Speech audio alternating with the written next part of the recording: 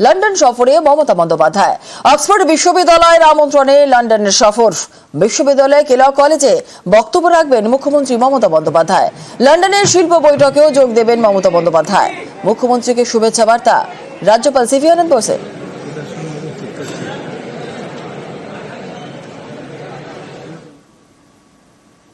আপনাদের সকলকে অসংখ্য ধন্যবাদ। আপনারা জানেন যে আমাদের সকালেই ফ্লাইট ছিল, কিন্তু সব ক্যান্সেল হয়েছে। সব প্রোগ্রামই প্রায় অনেকটাই ডিস্টার্ব হয়ে গেছে, যেহেতু আমাদের অনেকগুলো বিজনেস মিটিং, অক্সফোর্ডের ভাষণ থেকে শুরু করে অনেকগুলো প্রোগ্রাম আছে, ইন্ডিয়ান এম্বাসি, সেই জন্যই আমাদের যেতে হচ্ছে। বাট খুব হেক্টিক হয়ে গেল, যাতায়াত করতে দিন রাত দুটোই লাগছে, কারণ টাইম অ্যাডজাস্ট করতে। ডাইরেক্ট ফ্লাইট না থাকার জন্য এই অসুবিধে। আমরা তো অনেক চেষ্টা করছি, দেখা যাক। সকলে ভালো থাকবেন। আমি বাংলার মামাটি মানুষ সকলকে বলবো, আপনারা সকলে শান্তিতে ভালো থাকুন। আমরা জাস্ট 4-5 দিন থাকবো না, কিন্তু যোগাযোগ আমাদের সাথে সবসময় থাকবে। কোনো রকম কোনো অসুবিধা হলে আমরা দেখে নেব। সকলে ভালো থাকুন, সুস্থ থাকুন, সুন্দর থাকুন।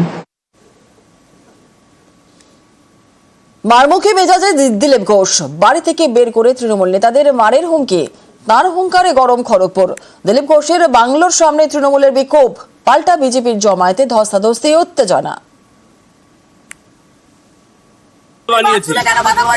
তোমাকে বলেছি আপনি এমপিও একজন বাপ তুলে বলতে পারেন? 14 পুরুষ তুলবো, সব তৃণমূল কুত্তা সব জায়গায়।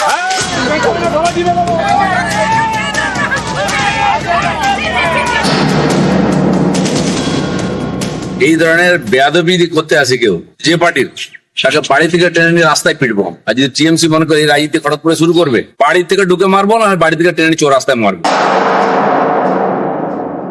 ওনার বাংলোর সামনে এসেছি, যদি উনি এক বাপের বেটা হন তাহলে আমাদের গায়ে হাত দিয়ে দেখান। আপনি বলেছেন ঘরে ঢুকে বার করে মারবেন, এত কষ্ট করতে হবে না। আপনার বাংলোতে এলাম, আমাদের গায়ে হাত দিয়ে দেখান।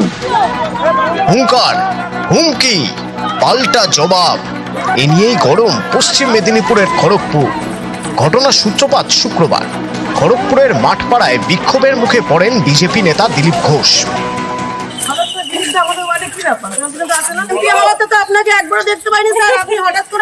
টাকা দিয়েছি, কারণ বাপের টাকা নেই, আমি টাকা দিয়ে বানিয়েছি। তোমাকে বলেছি আপনি এমপিও একজন বাপ তুলে বলতে পারেন? 14 পুরুষ তুলবো।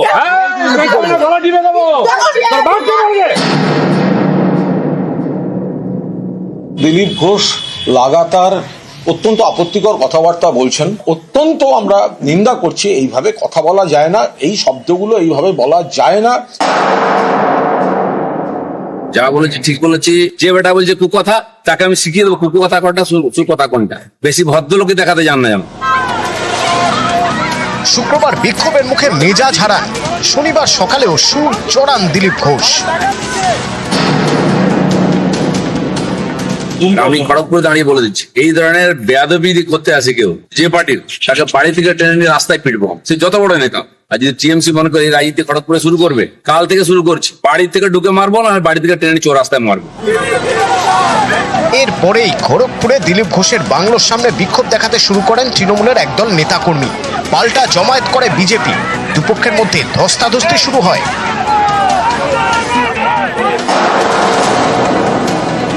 যদি উনি এক বাপের বেটা হন তাহলে আমাদের গায়ে হাত দিয়ে দেখান। আমাদের হাতে কোনো লাঠিও নেই, ঝান্ডাও নেই। আপনি বলেছেন ঘরে ঢুকে বার করে মারবেন, এত কষ্ট করতে হবে না। আপনার বাংলোতে এলাম, আমাদের গায়ে হাত দিয়ে দেখান। তোমাদের মতো ছিচকে চোরদের নিপটাতে 2 মিনিট সময় লাগবে, কিন্তু সত্যি সত্যি চালিয়ে দেবো। আমার সামনে নেই, পিছনে নেই, মা আমার নাম কেটে দিচ্ছে লিস্ট থেকে। তোমাদের কি হবে ছেলে মেয়ে বউদের ভেবে তারপরে আমার সঙ্গে লাগবে।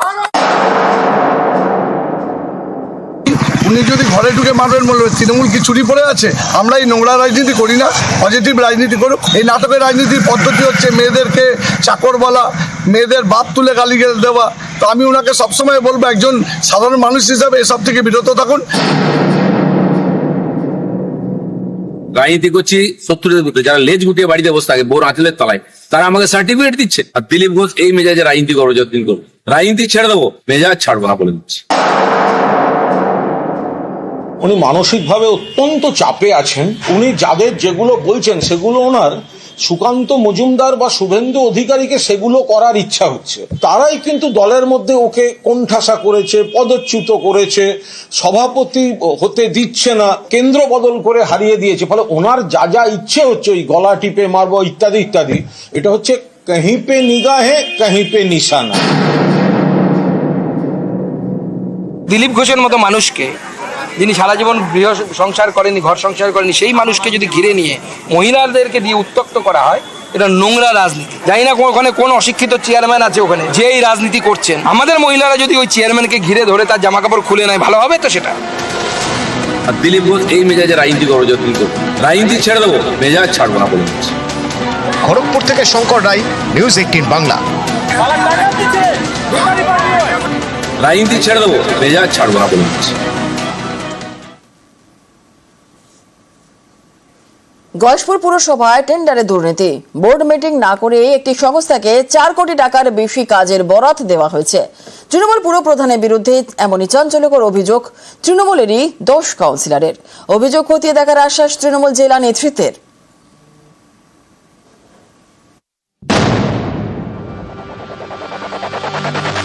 বোর্ড মিটিং ছাড়া, বোর্ডের কনসেন্ট ছাড়া টেন্ডার হতে পারে না।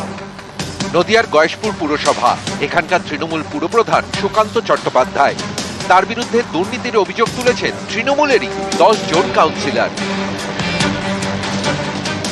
18টি ওয়ার্ড নিয়ে গয়েশপুর পুরসভা, 18 জনই তৃণমূল কাউন্সিলর। তাদের একাংশের অভিযোগ, একটি সংস্থাকে 4 কোটি টাকার বেশি কাজের বরাত দেওয়া হয়েছে। টেন্ডার ডেকে সেই কাজের বরাত পাইয়ে দিয়েছেন পুরপ্রধান সুকান্ত চট্টোপাধ্যায়। টেন্ডার পাশের আগে তিনি বোর্ড মিটিংই ডাকেননি। যে পৌরসভায় টাকা তছরূপ হচ্ছে এবং বিভিন্ন ফলস বিল, যে টেন্ডার করে ফলস বিল, এছাড়া বিভিন্ন সময় আমরা দেখতে পাচ্ছি যে স্টাফদের কাজে লাগিয়ে তিনি ফিনান্সকে কাজে লাগিয়ে টাকা তুলে নিচ্ছে। সরকারি টাকা, সেই টাকা মানুষের টাকা, সেই টাকা তছরূপ হচ্ছে। তৃণমূল পুরপ্রধান বর্তমানে অসুস্থ, কলকাতার একটি বেসরকারি হাসপাতালে ভর্তি। দুর্নীতির অভিযোগের ঘটনার তদন্তের আশ্বাস দিয়েছে জেলা তৃণমূল নেতৃত্ব। এটা তো একটা অভিযোগের ভিত্তিতে তো সিদ্ধান্ত উপনীত হওয়া যাবে না। উভয় পক্ষকে নিয়ে বসে দেখতে হবে, খতিয়ে দেখতে হবে যে পৌর নিয়ম অনুযায়ী কাজ হয়েছে কি হয়নি, নিয়ম বহির্ভূত কিনা, এবং তারপরে দলের উচ্চতর নেতৃত্ব যারা আছেন তারা সঠিক সিদ্ধান্ত সঠিক সময় নিয়ে নেবেন। এর আগেও গয়েশপুর পুরসভার চেয়ারম্যান সুকান্ত চট্টোপাধ্যায়ের বিরুদ্ধে দুর্নীতির অভিযোগ উঠেছে। তখন অনাস্থা আনেন তৃণমূলের 11 জন কাউন্সিলর। এরই মধ্যে শুক্রবার 18 নম্বর ওয়ার্ডে ফুটপাতের কাজ নিয়ে গোলমাল বাধে। ঠিকাদারের থেকে ওয়ার্ক অর্ডার দেখতে চান স্থানীয় কাউন্সিলর, তখন তাকে হেনস্থা করা হয় বলে অভিযোগ। কাউন্সিলর অভিযোগের আঙুল তোলেন পুরপ্রধানের অনুগামীদের দিকে। তিনি অভিযোগ উড়িয়ে দেন। এই ঘটনার পরের দিনই পুরপ্রধানের বিরুদ্ধে টেন্ডারের দুর্নীতির অভিযোগ ঘিরে শোরগোল। কোনো বোর্ড মিটিংয়ে পাস হয়নি। নদিয়া থেকে রঞ্জিত সরকার, নিউজ 18 বাংলা।